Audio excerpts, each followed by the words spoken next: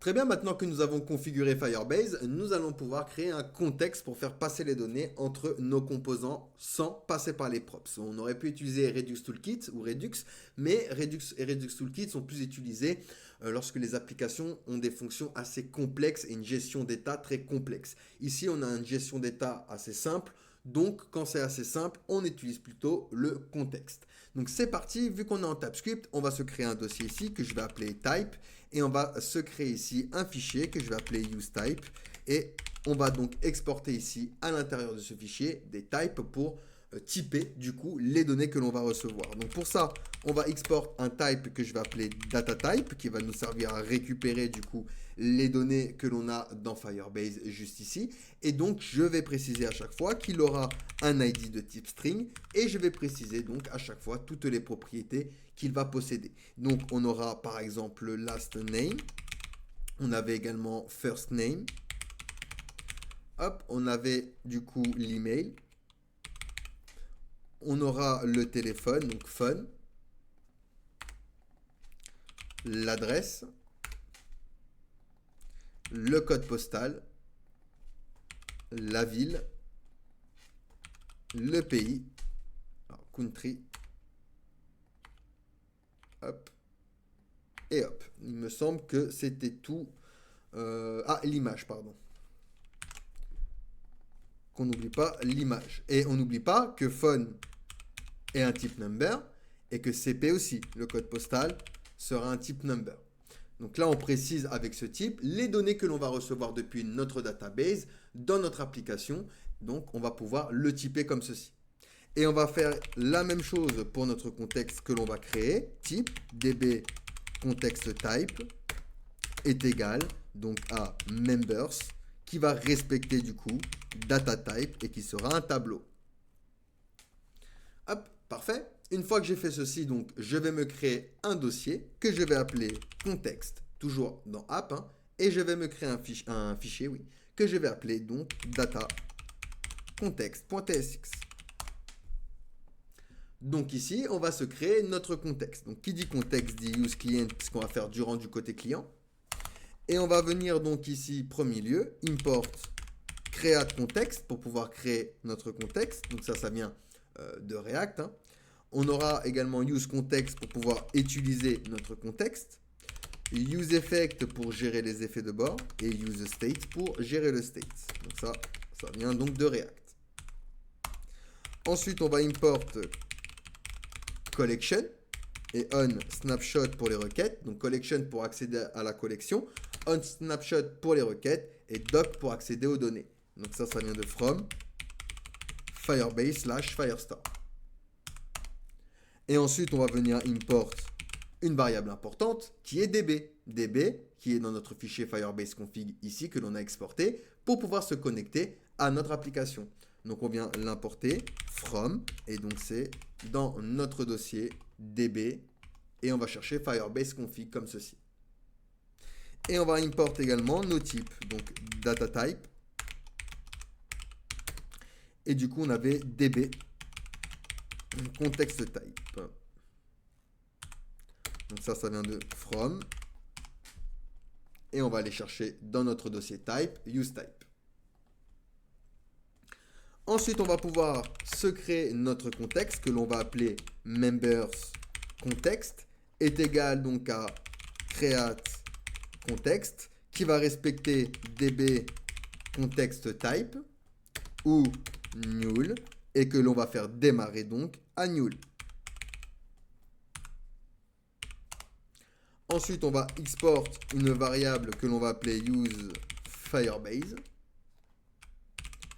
Hop. Donc c'est égal à une fonction fléchée qui va nous déclarer notre contexte. Donc useContext. Donc on va utiliser notre contexte avec du coup le contexte que l'on a créé ici. Hop. Member context. Donc on lui place ici.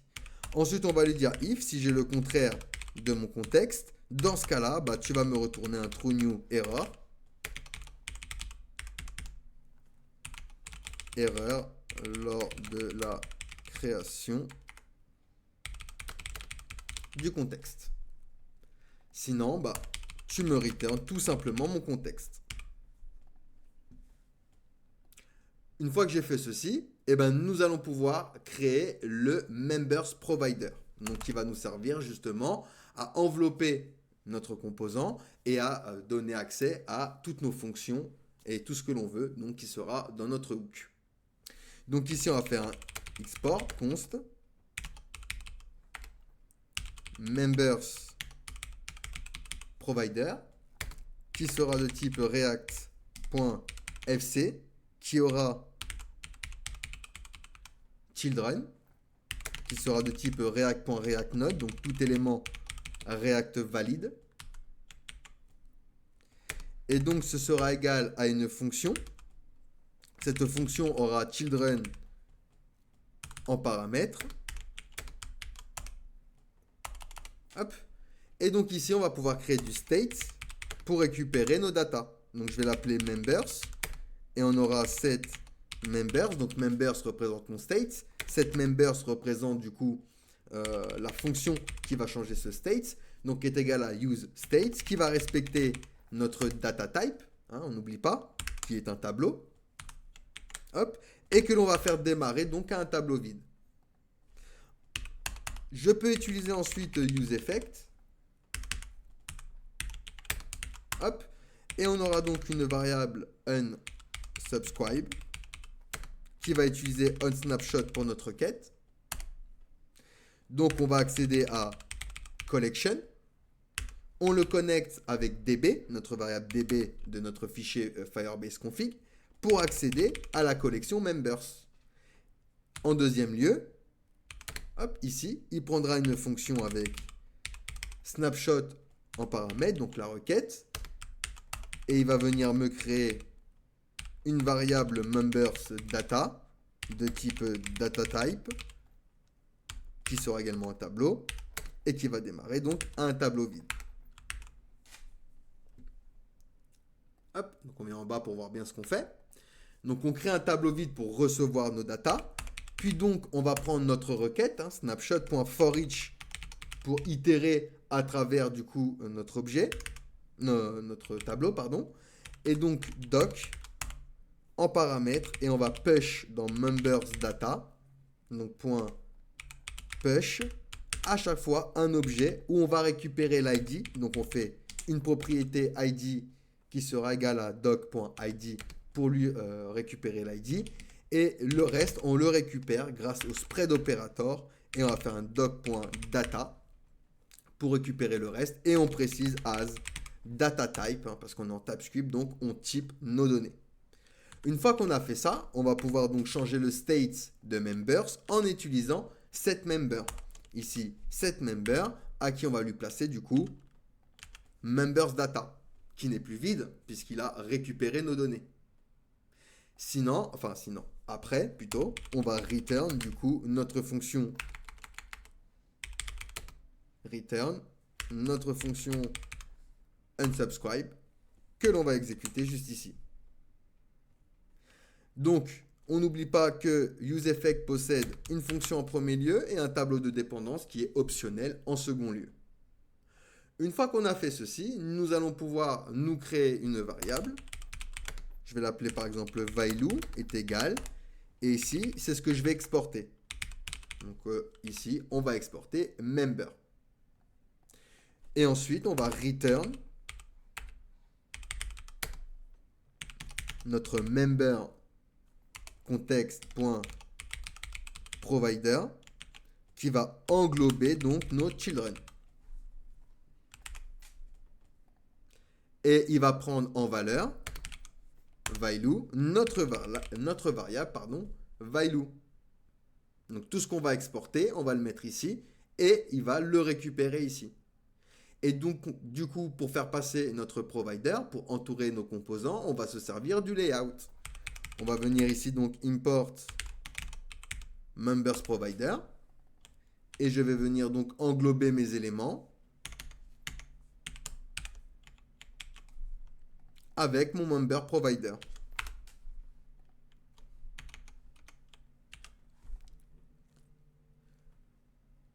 Nickel. Maintenant que j'ai fait ceci, Si je retourne dans ma page, alors, tac, on va aller dans le data context. Hop, nickel. Donc si je retourne maintenant sur ma page d'accueil, comment je peux vérifier que j'ai bien accès à mon contexte? Eh bien sur ma page, je vais utiliser du coup mon contexte. Ici, je vais faire un use client. Donc hop, on fait un rendu côté serveur. On va import donc use Firebase de notre contexte. Et je vais venir donc faire du destructuring pour récupérer members. Donc est égal à notre hook use Firebase. Donc maintenant, si je viens loguer members, je vais avoir dans ma console, donc je fais un clic droit inspecter, je viens dans ma console, je vais avoir donc un tableau dans lequel je vais récupérer mes données à chaque fois. Donc là, longueur 1, parce que j'ai qu'une donnée, et j'ai bien récupéré mon tableau avec un objet, et vous voyez ici, adresse, city, country, etc. Donc ce sont les données que l'on a rentrées ici. Mais je les ai récupérées via mon hook use Firebase de mon contexte que je viens de créer ici. Et que j'ai donc enveloppé grâce au member provider que l'on a créé. On vient l'envelopper dans le layout, d'accord? Hop, juste ici. Donc je récapitule. On utilise create context, use effect et use states. Ici, nous allons créer notre contexte, create context qui va respecter notre type. On est en TypeScript, donc on respecte bien les types.